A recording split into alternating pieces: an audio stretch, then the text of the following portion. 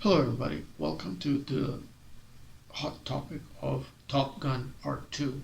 This video is for anyone who is interested in aircraft fighters and the movie Top Gun, which came out 30 years ago, basically. But first, have a look at this clip. And I have created playlists already, and if you want to dig deeper into a particular topic for you. Also, I am enclosing inside the video's description box link to my website, which is from an old website, so a detailed list of everyday videos that I make, that I have made, and take the viewing pleasure from there, because it's much easier. You can't show all the videos on the YouTube platform, so I've created a website where you can see anything you like at a click of a button. So, Tom Cruise has come out with the second part of Top Gun after 30 years, and forget breaking the sound barrier. Tom Cruise just flew past a major career milestone. Now, I thought that, most of Tom Cruise movies had made over $100 million in the first opening day of the weekend, but apparently this movie is the first one to cross $100 million on the opening weekend. And basically, in the first 3 days of North American theaters. So they made around $124 million in ticket sales, which is pretty interesting. But you gotta remember one thing. In 30 years ago, or like the movies that he's been releasing, like Mission Impossible 2, after 2002, the Cineplex moviegoers have quadrupled globally, because Cineplex has opened up its branches in other countries of the world besides North America. So there are more people today watching the same movie than they were 30 years ago. So that's why the box office has made more money. This is just a technical point to know. Just saying. It's a supersonic start of a film that has a wide audience interest level, and that is pretty obvious, because everybody who likes fighter aircrafts, this movie is for them. And before Top Gun 2 broke the record, Tom Cruise's other movie, which made a lot of box opening records, was War of the Worlds, which opened to about $64 million on the first day. So that was, and then Mission Impossible Fallout with $61. But no movie of Tom Cruise had crossed $100 million.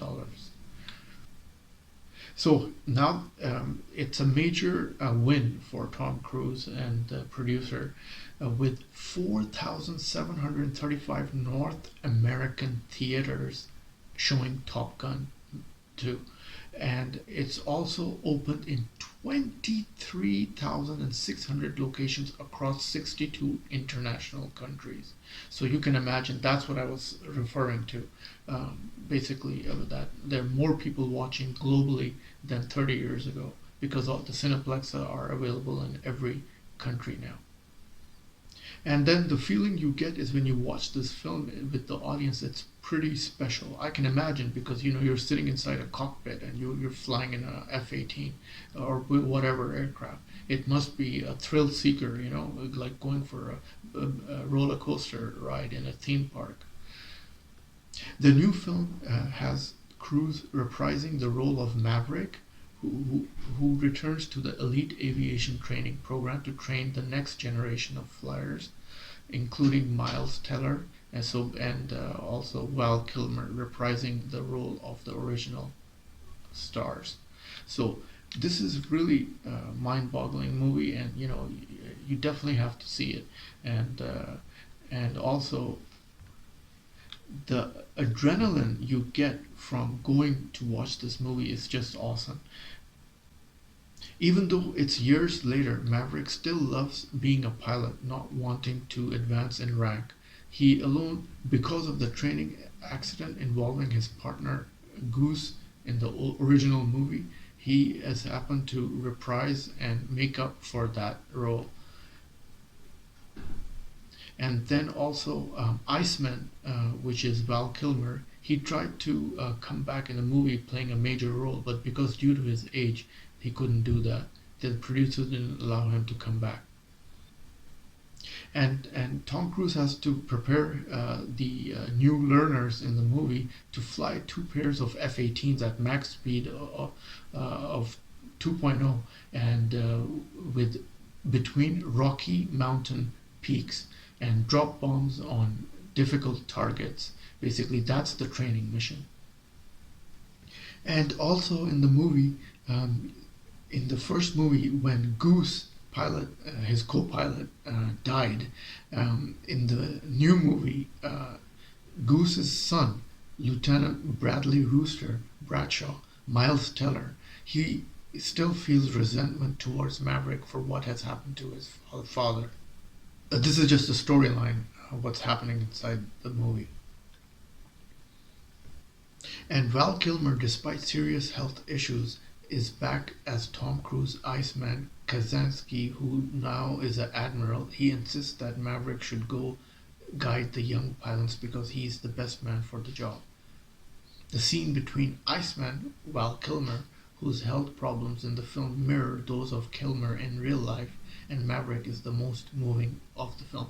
Obviously, because Val Kilmer had a thing with Maverick in the first movie because they were two of the best Top Gun pilots and they were fighting against each other in the movie. They had rivalries, they had competitive edge issues, they had, personality issues. So the climax of the film is when Val Kilmer plays in the new Top Gun 2 movie, and that's the peak of the movie itself, having two stars come back.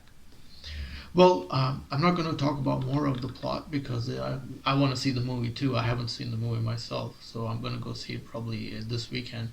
But I thought I'd make a review of this movie, and I've been hearing only good things about the movie.